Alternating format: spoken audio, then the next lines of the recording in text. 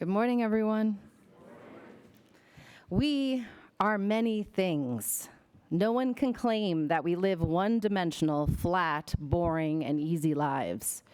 We each carry complex pieces that, when all combined, make us, unique.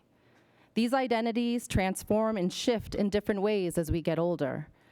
And even though we carry all these pieces within us, when we are able, it's human nature to choose which ones we want to show and which ones we want to hide, depending on social dynamics, energy levels, and in some case, survival instincts. Much of the time, we make these decisions so we fit in. But at what cost do we pull back aspects of ourselves to make others feel comfortable? How often do we try to blend in, thinking that that is the only way that we can be loved? Don't we end up losing ourselves in the pursuit of this acceptance? In my years as an educator, I've taught 5th graders all the way through 12th graders, and I've watched students work through these questions and self-discoveries by either hiding themselves, mimicking behaviors of those around them, or fully embracing their uniqueness, even if it meant going against the grain and potentially being ostracized.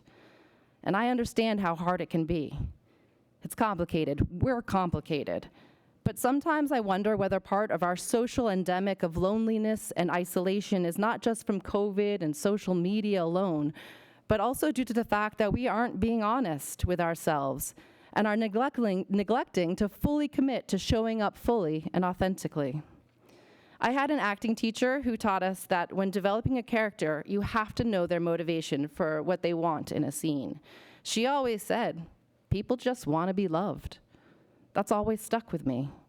I've seen it play out in classrooms, with colleagues, and even with my own children. At the center of each of us, we all just want to be accepted and appreciated. And as Mr. Chapman says, time and time again, love is at the heart of all things. One of the reasons that I ended up leaving the acting industry was because I started to lose my sense of self. In the cattle call of auditions, I started to wonder what made me sparkle more than another actor. Why was I more deserving of a part over another person? Doubt started to fill the places where self-love once lived, and I started to fade and blend in like everyone else. Instantly, anxiety creeped in, and I stopped booking roles. My flame was extinguished. Nina, the actress, was gone. Through our lives, different identities push forward, and others might wait in the wings. And one of my identities that you all don't often see, but exists always, is that of a mother. So this was me back in 2013, when I was expecting my twins, Simone and Dylan. You all know me as Miss Freeman, but on the daily, these two know me as Mom. True. My world changed when these two little nuggets came along, and they reminded me again of the beauty in the world. They have been the greatest gift to me for so many reasons, and I tell them often how lucky I am to be their mother. They don't fully realize how much they've helped me bring back the sparkle that I had missed for a period of my life. What I admire about young children is that they haven't been influenced by the world around them yet. The way they walk, talk, run, ask questions, dress are uniquely theirs.